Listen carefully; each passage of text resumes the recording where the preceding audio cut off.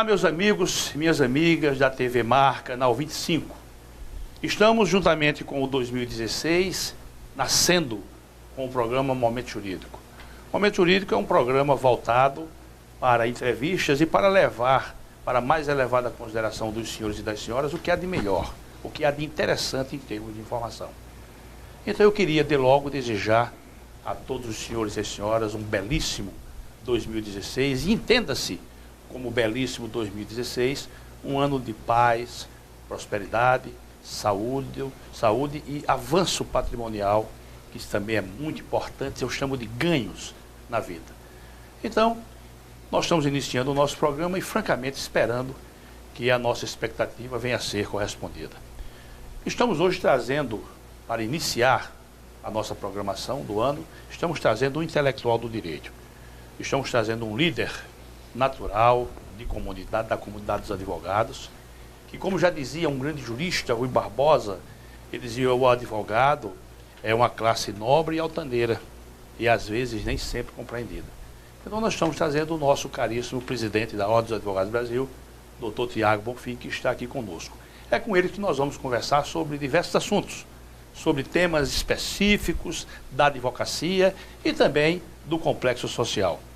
Então, meu caríssimo Tiago, eu quero inicialmente, em nome da casa, em nome da direção da casa e em meu nome próprio, quero agradecer a sua disponibilidade. Eu sei que o seu tempo é um tempo ocupado, mas você se predispôs a vir aqui bater esse papo com a gente e eu quero agradecer e deixar de logo os nossos microfones e as nossas câmeras à sua disponibilidade para as suas primeiras considerações. Bom, meu amigo Jerônimo Roberto, é um grande prazer iniciar esse 2016 nesse programa já tão consolidado na nossa comunicação alagoana, o Momento Jurídico, cumprimentar os telespectadores, cumprimentar a TV Mar, Canal 25, agradecer a gentileza do seu convite e dizer que é uma grande honra participar aqui do seu programa para que a gente possa discutir temas aí tão relevantes para a comunidade jurídica e para a sociedade de um modo geral. Muito bem, meu caro Tiago, e você com certeza você terá grandes e boas informações para levar aos nossos telespectadores. Mas eu queria inicialmente tratar do seu doutoramento. Você já está concluindo o seu doutorado em Coimbra, né? Estou concluindo, a previsão é que a conclusão se dê agora em 2016. Tiago, eu estive em Coimbra, estive com o nosso Hélio, e numa das passagens nossas ele mostrou o hotel que você ficava. Eu achei aquele hotel encantador, um hotel de uma simplicidade, né, mas que ele externava ali o que eu chamo de movimento intelectual.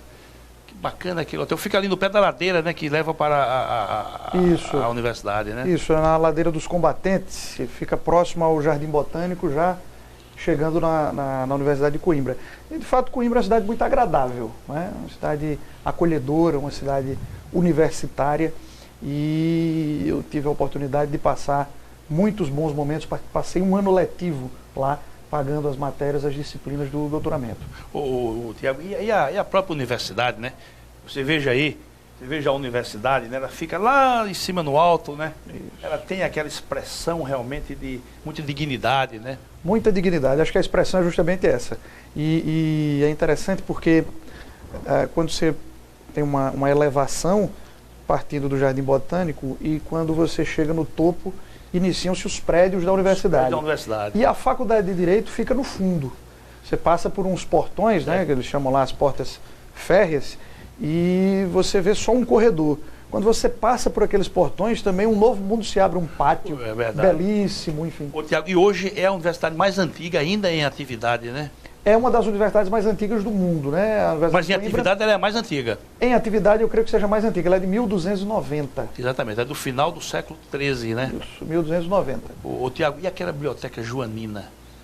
Maravilhosa. Ela está aparecendo. Belíssima, belíssima biblioteca joanina e altamente conservada. Altamente conservada, visitadíssima, não é? Verdade. E é um dos patrimônios, sem dúvida, de Portugal. Beleza. E outra coisa, Tiago, eu estive lendo, aí uns meses atrás, eu estava lendo por curiosidade, as grandes personalidades que passaram ali por Coimbra, e uma delas, o Antônio Oliveira Salazar, que comandou Portugal durante 40 anos. Tinha doutoramento na Faculdade de Direito em Coimbra. Exatamente, aliás, a nota dele foi a maior nota, né? Até hoje ninguém nunca atingiu a nota que ele tirou, acho que 18,1. 19. 19? A nota máxima é 20.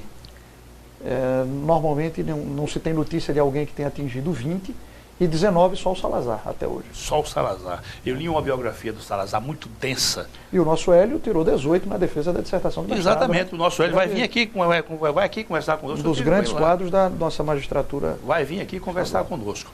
Mas, meu caro Tiago, vamos entrar no nosso assunto, que eu chamo de assunto de fundo, que eu fiz questão de convidá-lo para ele tratar desse assunto. Houve agora, recentemente, a escolha do novo líder dos advogados. Foi o que eu chamo do embate renhido, muito interessante. Você próprio, você se alçou à condição de presidente da Ordem dos Advogados do Brasil, também numa batalha renhida, onde você se manteve elegante, de altíssimo padrão, e isso, inclusive, na oportunidade, sensibilizou os advogados, você teve uma votação expressiva. Eu te pergunto, você está deixando agora dia 1º de janeiro, né? Isso.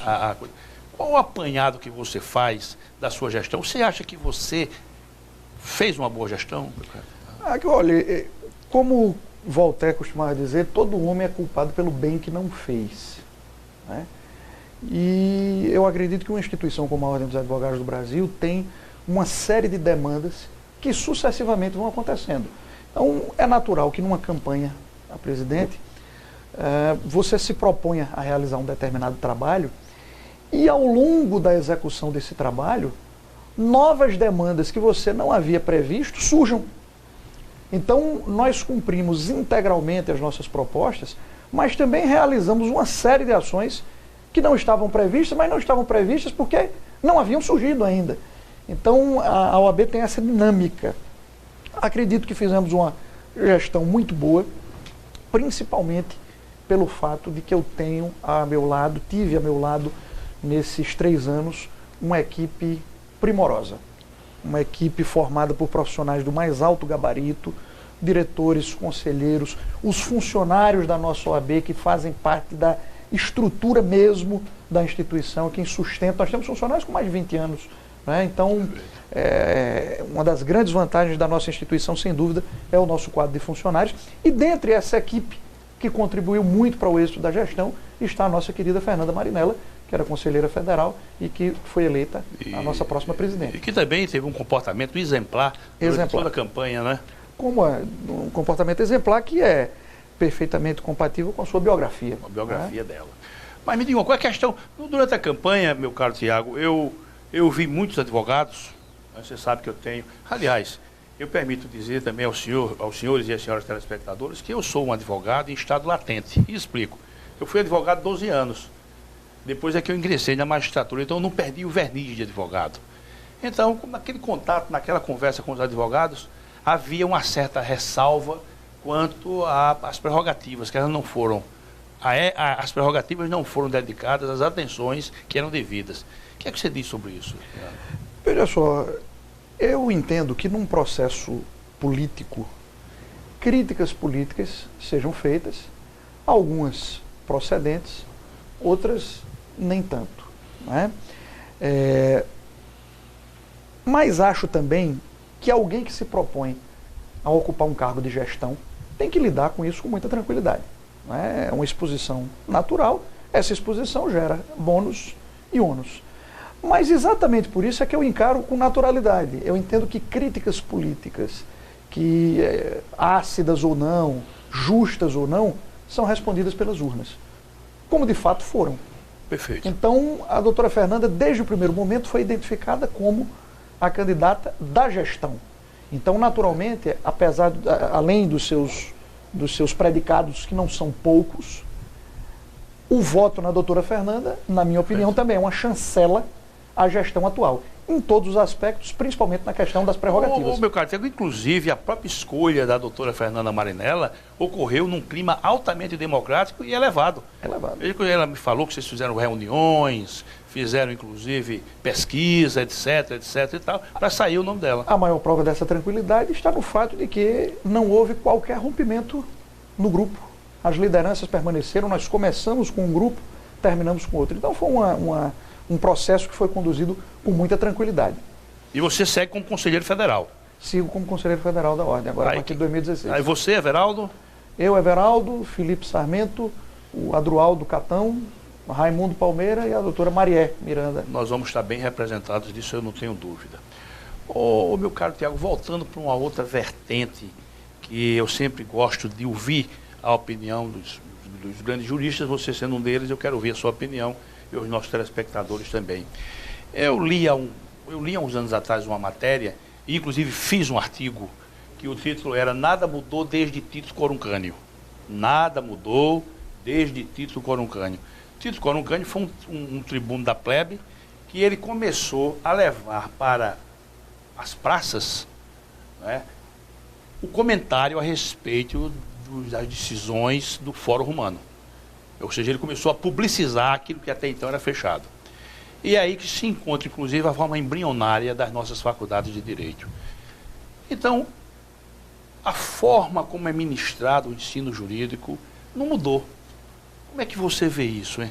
A medicina evoluiu, a engenharia evoluiu, a arquitetura evoluiu, mas a formação dos nossos bacharéis continuam da mesma forma, me permita, desde Tito Coruncânio. Ou seja, aquela grade curricular, o professor falando, os livros e tal. Você não acha que já era tempo de haver uma modernização no ensino jurídico? O que é que você acha? Veja, eu tenho muito cuidado com essas evoluções.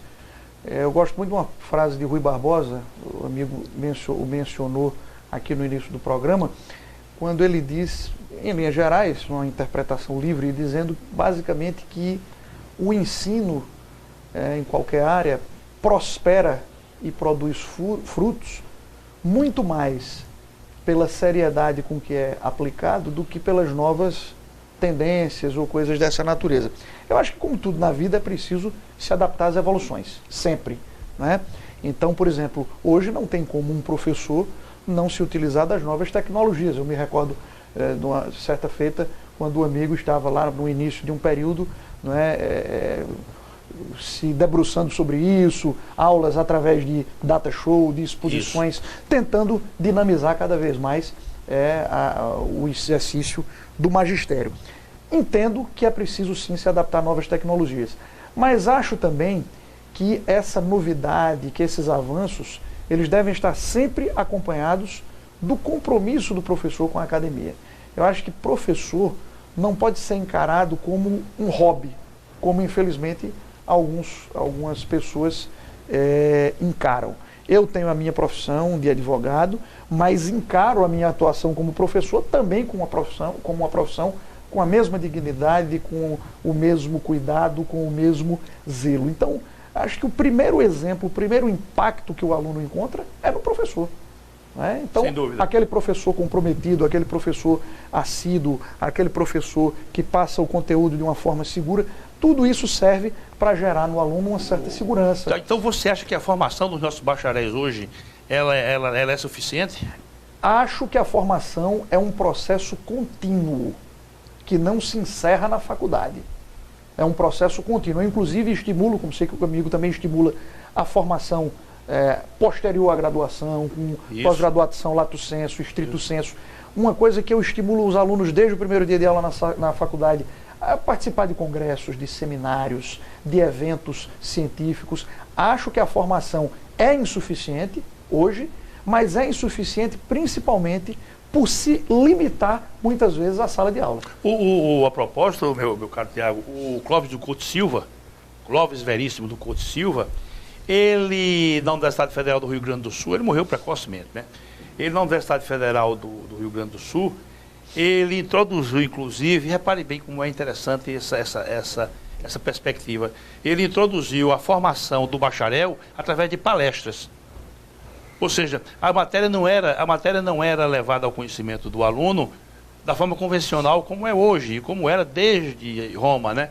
Então eram através de palestras. O que é que você acha disso, hein, Tiago? Eu acho que é muito interessante. Eu, inclusive, nós falamos agora há pouco no meu curso de doutoramento, as aulas do nosso grande mestre Canutilho, de quem tive o privilégio de ser aluno. Gomes Canutilho, na última turma, JJ Gomes Canutilho. As aulas dele eram nesse sistema. Pegava um determinado tópico, falava sobre o tópico numa mesa, não era numa sala de aula convencional, numa mesa na qual estávamos todos em volta, E sobre aquele tema daquele dia ele discorria, interagia. E eu acho que o principal é a interação. Independente de ser uma palestra, de ser uma aula expositiva, convencional, moderna, o que for, eu acho que o professor tem que interagir com os alunos, debater, discutir e principalmente estimular o senso crítico. Estimular o senso crítico dos alunos.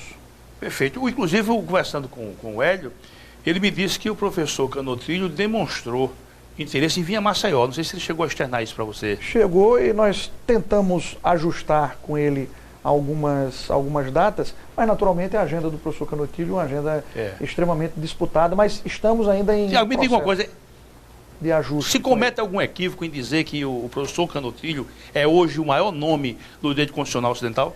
Na minha opinião, é o maior constitucionalista vivo. A nossa Constituição, inclusive, sofreu grande influência dele. Sofreu grande influência dele e é um homem que conhece, inclusive eu diria até como poucos brasileiros, a Constituição do Brasil. É um homem que cita de cabeça os artigos da Constituição brasileira. Ele é muito ligado aqui ao Brasil, né? Isso. Muito. E não só ele, como a própria Universidade de Coimbra, existe inclusive um grupo intitulado Grupo Coimbra de Universidades Brasileiras. Nós temos outro grande nome da Universidade de Coimbra, que é o professor Avelange Nunes, Antônio Avelange Nunes, foi vice-reitor da universidade, que é doutor honoris causa aqui pela nossa UFAL. Tem uma grande relação com o Brasil, com os brasileiros. E, se me permite só continuar nesse tema rapidamente, uma das grandes experiências que eu fiquei dessa convivência com esses grandes mestres foi a lição de humildade. Impressionante como, quanto mais eles avançam cientificamente, mais a humildade prevalece. Vou lhe dar um exemplo claro aqui. O professor Canotrilho tinha um hábito de, nas suas últimas turmas, ao final do ano, ele levar os alunos para um almoço na sua casa. O que eles chamam de uma quinta. De uma quinta. O Hélio falou que ele tem uma quinta. Inclusive ele fabrica vinho, né? Fabrica vinho. Ele tem uma quinta numa cidade chamada Pinhel, que fica na divisa com a Espanha. E ele foi gradativamente deixando a faculdade à medida que se aproximava os 70 anos. E a minha turma foi a última turma que ele ensinou. E nos levou a essa quinta dele, em Pinhel. Nos levou à adega cooperativa que eles têm, para a qual ele fornece. E é um homem que sobe num trator e colhe as próprias uvas. Um sujeito de uma humildade, de uma simplicidade a toda prova. Você falou essa questão. E talvez daí venha a sua grandeza. Você falou essa questão da humildade, e aí me ocorre a pessoa de Fernando Savater, que é um grande pensador espanhol. Ele diz, eu tenho uma obra, tenho duas obras dele, mas eu li uma obra dele intitulada A Ética para Meu Filho. Ele diz o seguinte, diz que o conhecimento, a assimilação do conhecimento serve para duas coisas só. Primeiro, para agregar valor ao indivíduo, e segundo, para ele dividir com os outros. Então, é para isso que serve o conhecimento. Mas há pessoas que interpretam diferente. Assimilam o conhecimento e aí querem expoliar os seus semelhantes, querem, né? Bom, antes que eu esqueça, meu caro Tiago, você poderia ser candidato novamente a presidente da Ordem. Poderia. Por que você não quis? Eu sou virtualmente contra o Instituto da Reeleição. Sou contrário à reeleição em cargos executivos. Perfeito. Acredito que os cargos legislativos assemelhados têm uma outra dinâmica, mas sou totalmente contrário à reeleição de cargos executivos do ponto de vista acadêmico, do ponto de vista científico. E se em sala de aula digo isso, se academicamente esse é o meu posicionamento, acredito que tenho que ter coerência com esse posicionamento. Claro. Então, desde o primeiro momento, entendia que não deveria disputar a reeleição. À época da minha eleição, dos 5 candidatos, eu fui o único a me comprometer com a não reeleição. Também não considero nenhum demérito quem eventualmente exerce. Pensa de forma diversa. Não só pensa, mas quem efetivamente se utiliza do Instituto. Não vejo. Tanto é assim que, mesmo tendo esse posicionamento, eu não promovi nenhuma alteração normativa que poderia ter feito no âmbito interno da OAB para acabar com a reeleição. Simplesmente optei por não exercer. Acho que o período de 3 anos é um período razoável para que o presidente exerça suas funções e me comprometi e efetivamente não cumpri, apesar de, antes do início do período eleitoral, a avaliação da nossa gestão ultrapassar a casa dos 80%. Muito bom. Então, me diga uma coisa, você também pode ficar à vontade para responder ou não.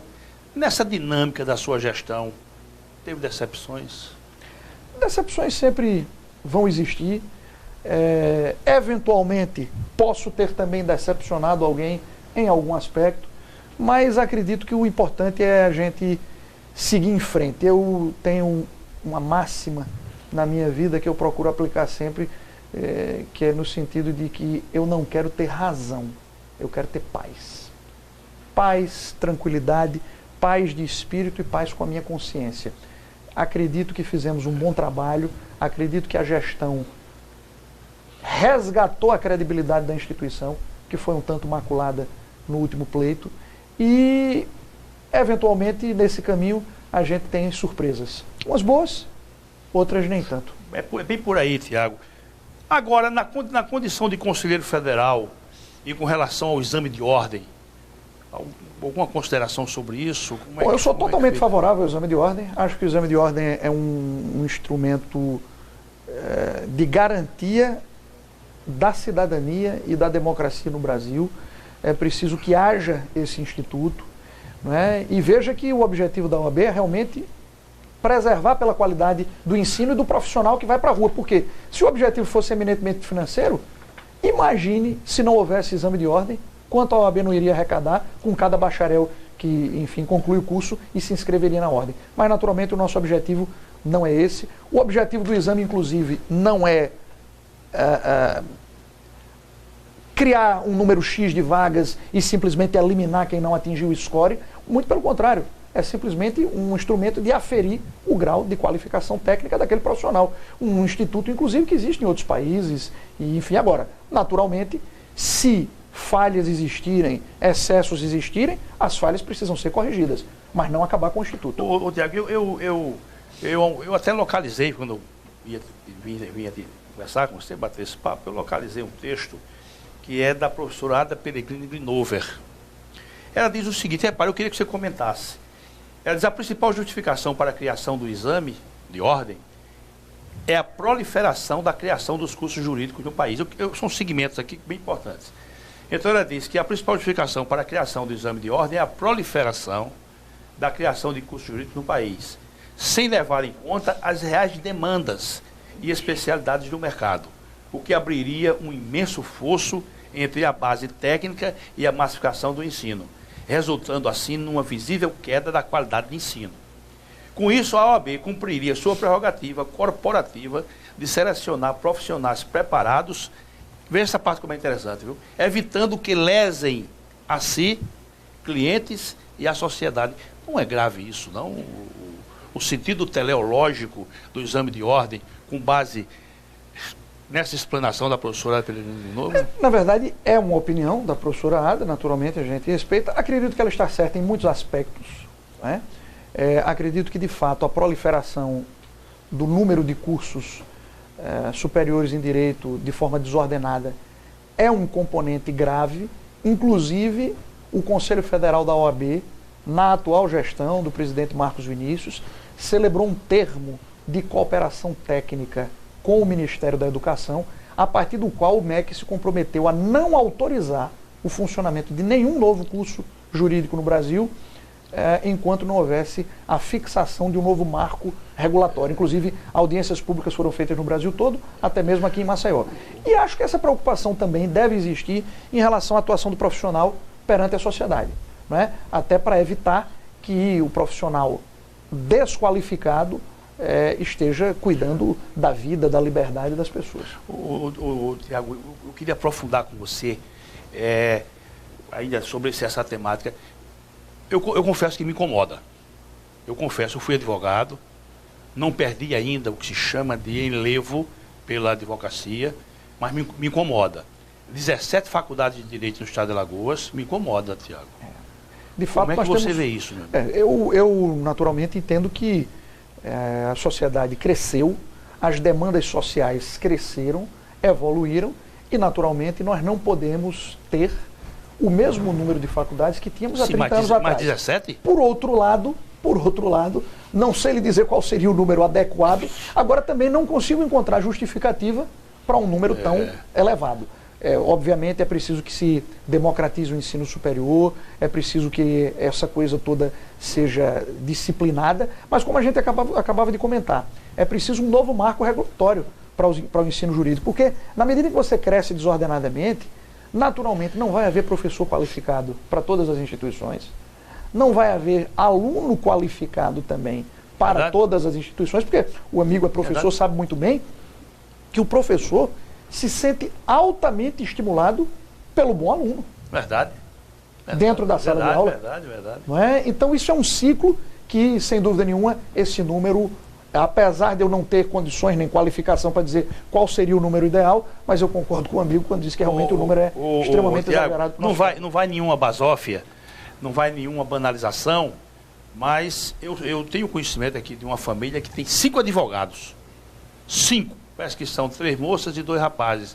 Quando há qualquer vicissitude e que indique, né, sinalize para a área jurisdicional, eles gritam quase que de uma só voz: chamem um advogado. Repare. É muito complicado. Mas, voltando só para o tema da nossa ordem, em um determinado momento da campanha, houve uma agudização.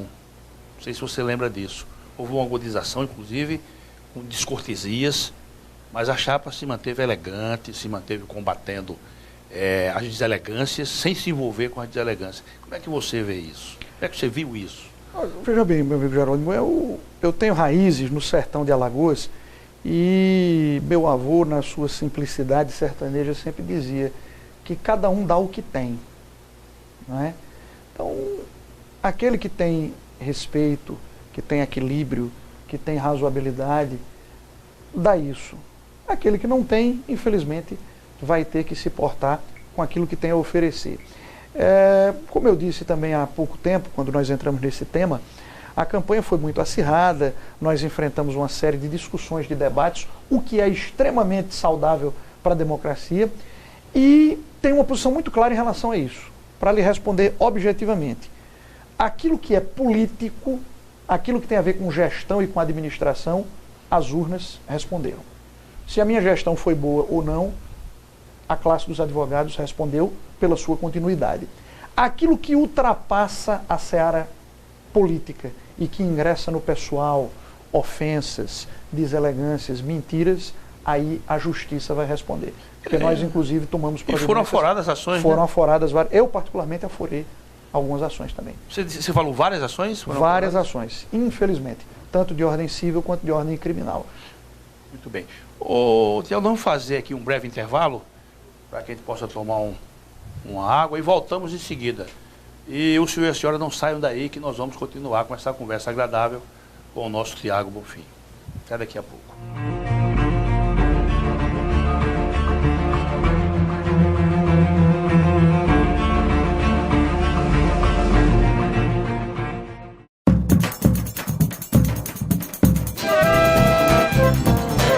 Minha terra é minha gente, o meu povo é o meu lugar. Isso é o que me faz contente, isso é o que me faz sonhar com um futuro diferente para quem souber buscar. Futuro diferente para quem souber buscar.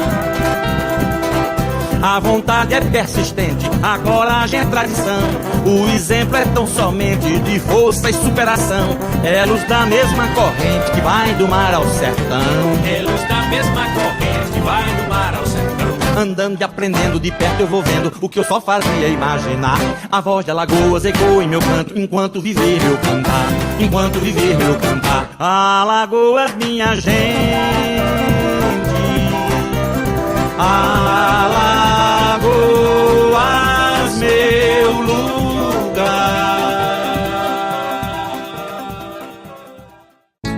Toquei meus pés nesse chão, deixei esse mar me lavar. Plantei flores do coração, morena, nas ruas desse meu lugar. Ruas tão cheias de vida, de gente que quer ser feliz. Querer de paz e justiça, morena, tudo que a gente sempre quis. E onde quer que eu vá à cidade, levarei teus pedaços comigo. O calor do teu sol que nos arde e o azul desse céu infinito. Que a cidade se faça verdade e acolha com carinho e zelo cada filho que dela é parte, cada parte desse canto inteiro. Ô Maceió, parabéns pra você agora, com seus 200 anos de história, com seus 200 anos de amor.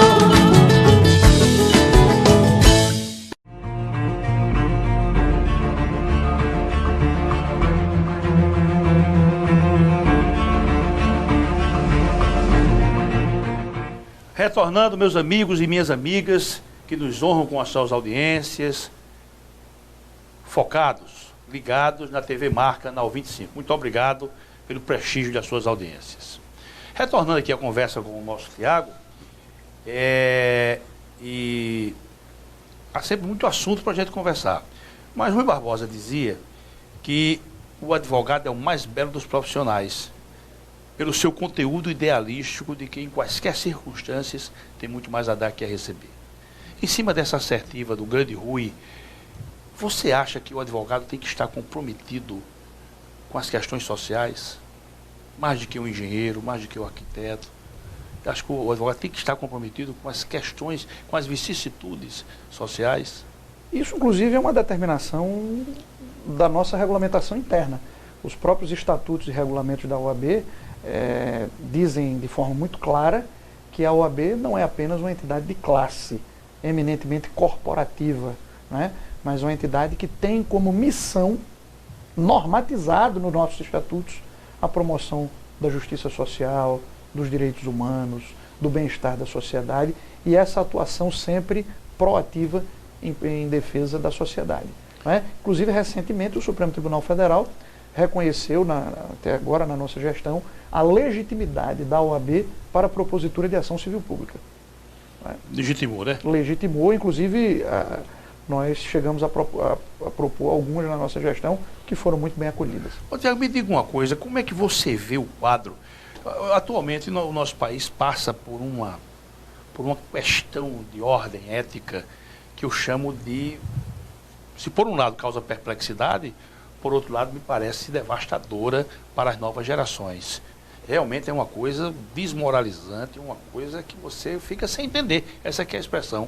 Como é que você analisa esse quadro, hein, Tiago? Veja, o quadro que nós estamos vivendo hoje é um quadro realmente muito complicado, de subversão de valores. Total. Né?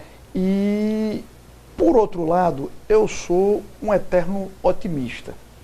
Não é? Otimista não no sentido bucólico, romântico da palavra, ou piegas.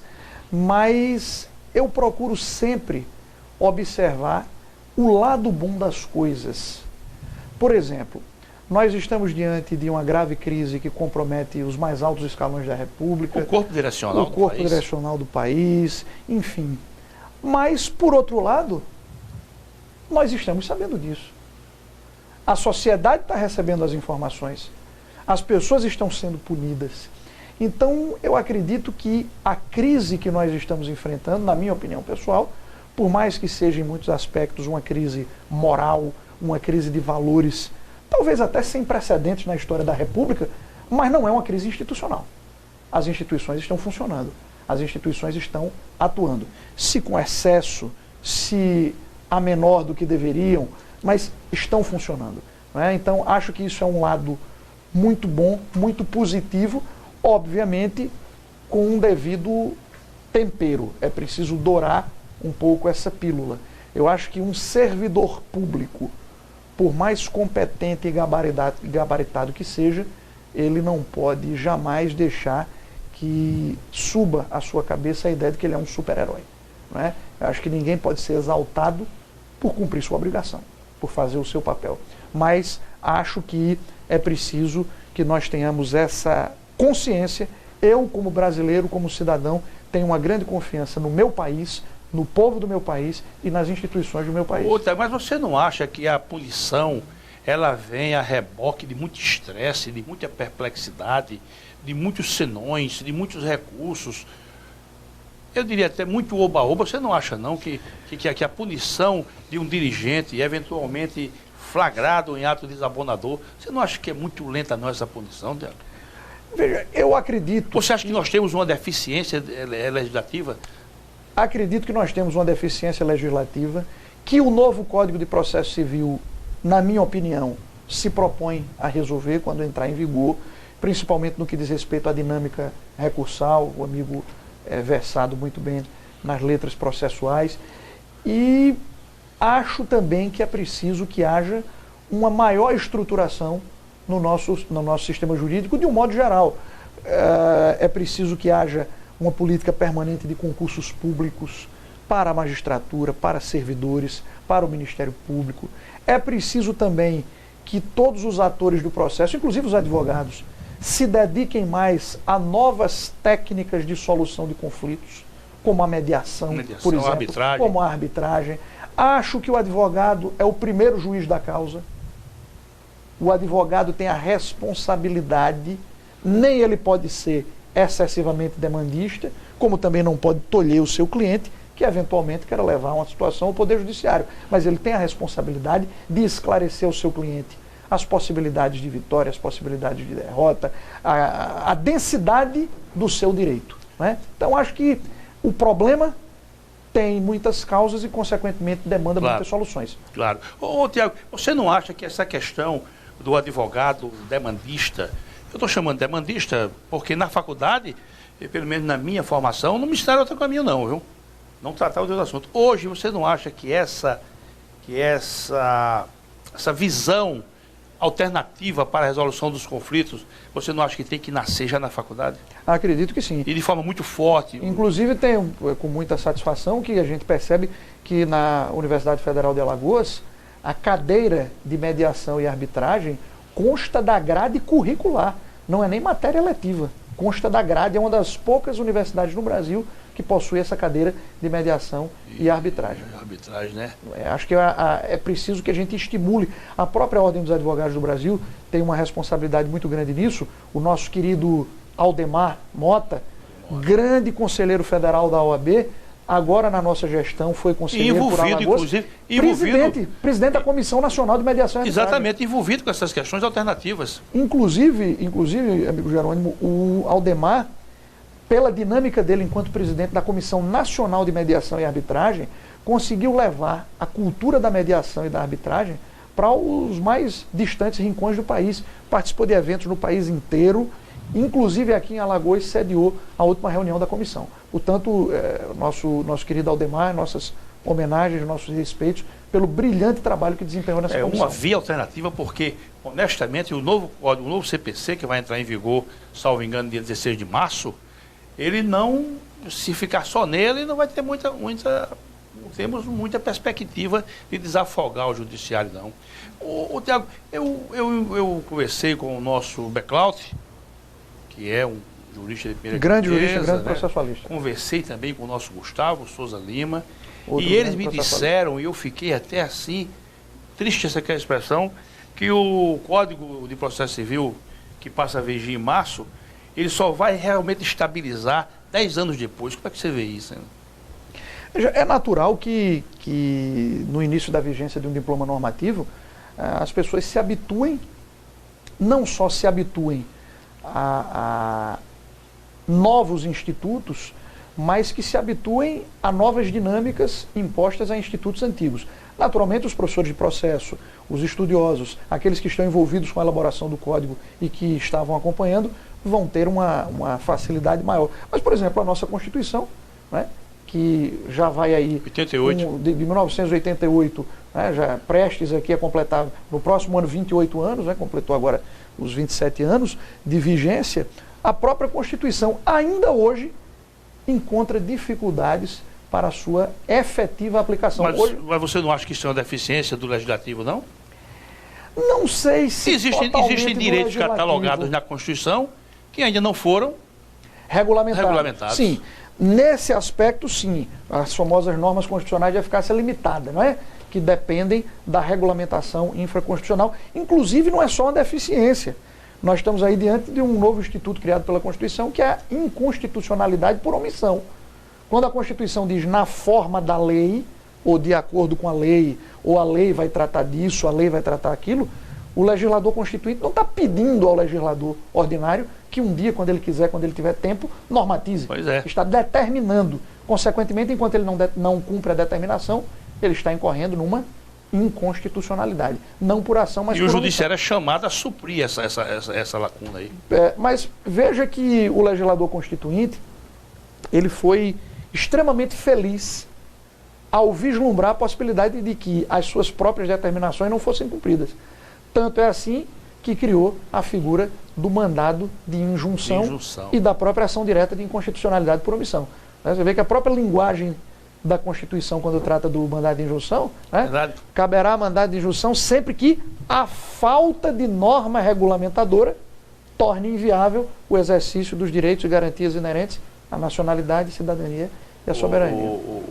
Tiago, e no sentido de polir o advogado, de dar a ele uma constante informação, de mantê-lo constantemente bem informado, como é que está a nossa Escola Superior da Advocacia? A nossa Escola Superior da Advocacia foi completamente ressuscitada na nossa gestão. Uma escola hoje plenamente ativa, gerida com a mais alta competência pelo nosso, até 1º de janeiro, pelo nosso querido Adroaldo Catão. Que é um jurista de primeira grandeza. Jurista de primeira grandeza, mas principalmente por ter ao lado dele uma grande equipe. Hoje não se gere nada sozinho. Gestor centralizador está fadado ao fracasso. Então o gestor precisa se cercar de pessoas competentes e compromissadas, e foi o que aconteceu com a Escola Superior da Advocacia. Nós estamos encerrando a nossa gestão com diversos cursos de pós-graduação, com rodas de debate, momentos de discussão específica, pontuais, lançamentos de livros de colegas advogados, e culminamos com a entrega, há 15 dias atrás, da nossa biblioteca, que recebeu o nome da nossa querida e saudosa colega professora Moema Jatobá Lobo, que foi precocemente ela foi minha colega no curso de pós-graduação que nós fizemos, ela foi minha colega. Chegou a ser minha monitora de processo civil na Universidade Federal de Alagoas. Morreu num acidente terrível, né? Ô, Tiago, me diga uma coisa. Você tem conversado com a nossa caríssima doutora Marinella. Ela é uma doutrinadora de primeira grandeza, inclusive com reconhecimento nacional. Então, o que é que ela fala da Escola Superior da Magistratura? Ela deve ter um interesse maior em dinamizar isso. O que é que ela conversa com vocês? Veja, a doutora Fernanda, assim como eu, é uma grande incentivadora, das letras jurídicas. Como o amigo mencionou, uma doutrinadora de primeira grandeza, que tem seus escritos citados pelo Supremo Tribunal Federal, e, além disso, uma advogada de altíssimo nível, extremamente competente, fez um belíssimo trabalho agora como presidente da Comissão Nacional da Mulher Advogada, um trabalho de inclusão, um trabalho de isonomia, de igualdade, que culminou, inclusive, com um aumento significativo da ocupação dos cargos de direção da ordem pelas mulheres, pelas colegas advogadas. Inclusive, a doutora Marinella é a primeira mulher presidente da OAB Alagoas, e na atual composição do Colégio de Presidentes que ela vai compor, que ela vai integrar, ela é a única mulher. Então, naturalmente, o objetivo da doutora Fernanda é manter aquilo que nós conquistamos, mas, sem dúvida nenhuma, avançar muito mais, porque as demandas, como eu disse, se sucedem, e não tenho a menor dúvida que a doutora Fernanda vai dar todo o suporte necessário à Escola Superior da Advocacia. Tiago, me diga uma coisa, você vai estar no DF, no Distrito Federal, naquelas reuniões periódicas, você vai estar tendo uma visão nacional da Ordem dos Advogados do Brasil, uma visão total, né? O que é que você acha que é um tema momentoso hoje, lá no Conselho Federal? O Conselho Federal tem se debruçado nos últimos 3 anos sob a competência singular do nosso presidente Marcos Vinícius, em relação a diversos temas que fazem parte da agenda diária do Conselho Federal. O próprio exame de ordem é uma matéria que constantemente vai e vem, Frequentemente a gente encontra no nosso parlamento alguns integrantes que eu reputo inimigos da democracia, né, que tentam, através de práticas pouco republicanas, sepultar o exame de ordem, né, e acho que isso seria um grande retrocesso. Eu diria que seria catastrófico. Catastrófico, eu acho que o termo correto seria esse, né? Temos a questão do financiamento empresarial de campanhas, também é um tema que a OAB vem se debruçando há muito tempo. E uma outra pauta que é permanente, não só para a advocacia, mas para qualquer carreira, que é a defesa intransigente das prerrogativas, né? Quando a gente fala em defesa de prerrogativas de qualquer profissão, é preciso sempre deixar muito claro que prerrogativa não é privilégio. Eu dizia, inclusive, claro essa semana a um jornalista, eu digo, olha, imagine, por exemplo, um jornalista que é obrigado a revelar a sua fonte. Isso, sem dúvida, vai comprometer o exercício da sua profissão.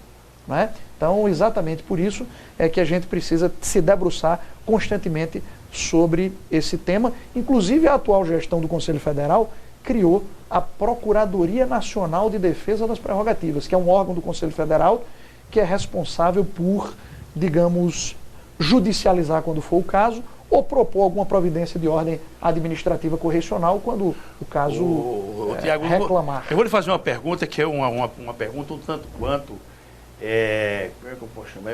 É melindrosa, essa que é a expressão. Quem hoje mais fere as prerrogativas do advogado? Dos advogados, quem hoje mais afronta? Você acha que a magistratura... Não há uma... Nós não temos condições de fazer de ranquear esse tipo de situação, não é? Eu tenho muito orgulho de dizer que, apesar de nós termos, infelizmente, situações dessa natureza praticamente todos os dias, praticamente todos os dias, mas são situações, na minha concepção, ainda pontuais. A grande maioria dos profissionais da área jurídica efetivamente se relacionam com muita urbanidade, com muita tranquilidade. Nós temos exemplos na magistratura, temos exemplos no Ministério Público, temos exemplos nas forças policiais, mas eu acho que o conflito, ele é próprio da relação humana. Mas esses conflitos, acho que por mais numerosos que sejam, eles devem ser tratados como são, na minha opinião, pontuais. Nós não podemos transformar em questões institucionais, né? Inclusive, no caso específico da magistratura, eu tive a oportunidade de, ao longo da minha gestão, lidar com dois grandes presidentes da Associação dos Magistrados, nosso amigo Pedro Ivens, atualmente a nossa queridíssima Fátima Pirauá, o presidente Zé Carlos Malta, que também nós atuamos no nosso mandato, e atualmente o presidente Washington Luiz. Então, sempre que foi preciso levar alguma demanda dessa natureza, nós tivemos sempre um diálogo de altíssimo nível, como deve ocorrer sempre com as instituições, tratando sempre os problemas, claro, com a seriedade e com a gravidade que o caso eventualmente reclamasse, mas sempre com a sobriedade e com o equilíbrio necessário à manutenção do funcionamento das duas instituições. E eu sou testemunho disso. Quando eu estive lá auxiliando o nosso presidente José Carlos Malta, eu sempre o via por lá com pleito, e sempre manteve uma relação muito fraterna, essa que é a expressão, com o comando do Tribunal de Justiça. Inclusive, se me permite, uma das grandes conquistas que eu reputo na minha gestão ocorreu com a colaboração, a participação e a contribuição do Poder Judiciário, que foram as férias dos advogados, sim, a suspensão de prazos e audiências, que já ocorria há muitos anos, registre-se na Justiça do Trabalho, mas que no Tribunal de Justiça, no âmbito da Justiça Estadual, a nossa gestão foi a primeira a conseguir. Conseguimos agora pelo segundo ano consecutivo. Eu me lembro disso. E isso teve um empenho pessoal, no primeiro momento do presidente Zé Carlos Malta e agora do presidente Washington Luiz e de toda a composição do Tribunal de Justiça. Ô, Tiago, não nos deixe sem resposta. É uma questão também melindrosa. Você acha que a criação da Acrimal, ela veio em face, deixa eu colocar muito cuidado, a criação da Acrimal, ela teve sentido em face de uma omissão da OAB em relação às prerrogativas do advogado? Somente advogado criminalista? Acredito que não. Tanto acredito... Outro dia você recebeu uma homenagem da Acrimal, inclusive. Recebi. Acredito que não, e tanto acredito que não, que na minha gestão nós demos total apoio e inclusive incentivamos a criação da Acrimal. Tanto que, como o amigo mencionou, com muito orgulho, com muita satisfação, recebi uma homenagem da Acrimal nesse sentido. E sempre digo que as associações como a Acrimal, como a nossa queridíssima ATAL, Associação dos Advogados Trabalhistas de Alagoas, e diversas outras associações que congregam os profissionais das mais diversas áreas, a Associação dos Procuradores Autárquicos, presidida pela nossa queridíssima Marié Miranda, aqui no Estado. Enfim, as demandas da advocacia são tão grandes que muitas vezes você está diante de uma demanda eminentemente pontual e que aquela associação formada por colegas daquela área muitas vezes tem condições de dar uma resposta até mais imediata. Você não acha que é uma superposição? Em alguns momentos vai haver uma superposição? Só vai haver isso a depender do estilo, da personalidade e das intenções dos gestores do momento, da ocasião. Acredito que essa concepção compartilhada, estando presente nos gestores, tanto das diversas associações quanto da OAB, as instituições têm tudo para caminhar de mãos dadas. Muito bem, Tiago. E outra coisa que eu te pergunto, e é muito importante para o nosso público telespectador, a sua opinião, a sua palavra. Como é que você vê o nível da magistratura nacional hoje? Olha, eu, como advogado, inclusive, aqui no nosso estado, nós temos percebido um incremento, um aumento muito considerável da qualidade técnica da nossa magistratura. Eu sou um grande defensor do aprimoramento e da qualificação de todas as carreiras. Eu acho que a OAB lutar só pelo fortalecimento do advogado é algo que minimiza o seu papel histórico.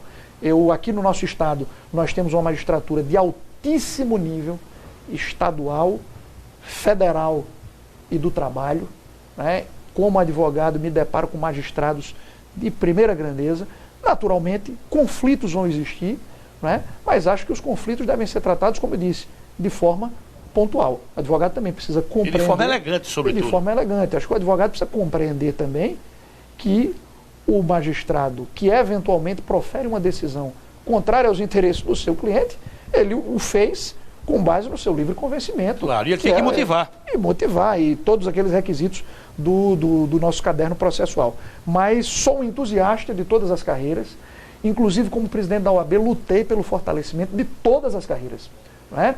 Nós temos como exemplo, eu fui ao Congresso Nacional, numa missão do presidente Marcos Vinícius, do Conselho Federal, entregar uma nota técnica ao senador Vital do Rego, a OAB apoiando o ATS, o adicional por tempo de serviço, tanto da magistratura quanto dos membros do Ministério Público. Quer dizer, porque eu não sou magistrado, eu não quero que a magistratura seja valorizada? Porque eu não sou membro do Ministério Público, eu não quero que o Ministério Público seja valorizado?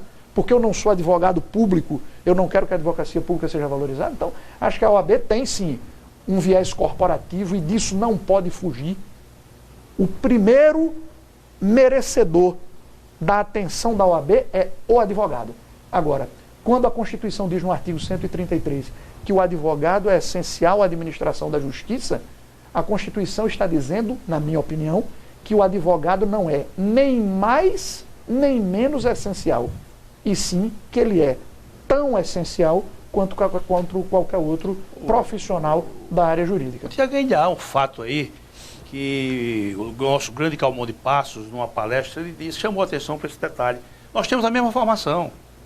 Nós somos irmãos de caminhada dentro de uma abordagem sociológica, quer dizer, que pertence a todos nós.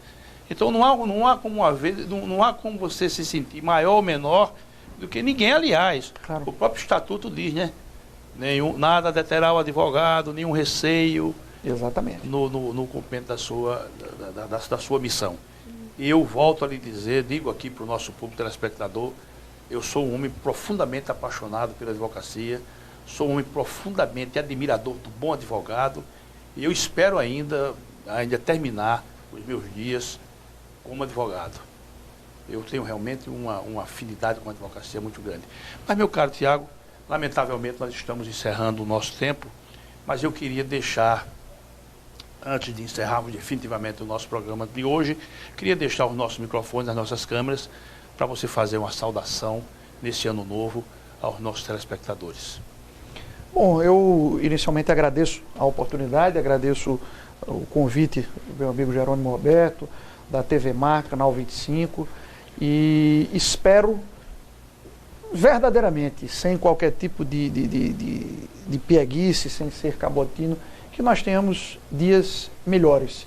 Mas entendo que essa responsabilidade é de todos nós. A responsabilidade das instituições, dos poderes constituídos, mas sobretudo do cidadão. Né? O Kennedy, né, o presidente Kennedy costumava dizer que um povo que espera do governo solução para os seus problemas merece ser chamado de plebe. Né? E efetivamente é preciso que o cidadão tenha consciência de que nós temos a responsabilidade. Responsabilidade não pelos erros que são praticados apenas, mas responsabilidade com o futuro. No dia a dia, nas pequenas coisas. Não é? Como é que você critica a corrupção que assola o nosso país e para o carro numa vaga para deficiente? Ou compra um CD pirata num carrinho pelo meio da rua? Então, é preciso que a gente efetivamente repense os nossos valores, mas, como disse, eu espero, na condição de ex-presidente da OAB, agora terminando o mandato, iniciando uma nova gestão, espero que a OAB, não tenho a menor dúvida que vai continuar de mãos dadas com a sociedade, e espero ter dado uma contribuição no sentido de tornar o nosso Estado, tornar a nossa sociedade, tornar a nossa classe dos advogados melhor em todos os seus aspectos, e continuarei dando minha contribuição no Conselho Federal, para o meu Estado, para todas as nossas instituições, para que esse nosso Estado de Alagoas cresça e se consolide cada vez mais. Maravilha, Tiago. Inclusive, com relação ao presidente John Fitzgerald Kennedy, ele dizia, acho que foi no discurso dele que ele disse: não pergunte o que o seu país pode fazer por você, mas o que você pode fazer pelo seu país. Meu caro Tiago, muito obrigado pela sua presença, em nome meu próprio, dos nossos telespectadores, da direção da casa. Quero agradecer a sua presença. Você honrou aqui o nosso ambiente, elevou o nosso ambiente e deu brilho. Esse é o sentido da sua presença aqui. Obrigado. Quero lhe agradecer, muito sucesso, seja muito feliz. Conte sempre comigo, Tiago, ao longo da nossa caminhada, porque eu vejo em você um amigo muito caro. Obrigado, comandante Jerônimo. Muito obrigado. Muito obrigado. Meus amigos e minhas amigas, até a próxima, se Deus quiser.